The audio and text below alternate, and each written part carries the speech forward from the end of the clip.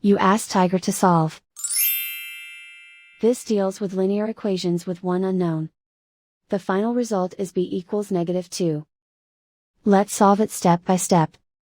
Group all b terms on the left side of the equation. Add 3b to both sides. Group like terms. Simplify the arithmetic. Group like terms. Simplify the arithmetic. Group all constants on the right side of the equation.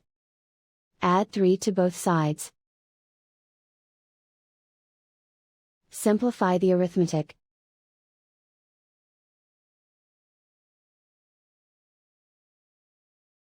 Isolate the b. Divide both sides by -4. Cancel out the negatives. Simplify the fraction. Move the negative sign from the denominator to the numerator.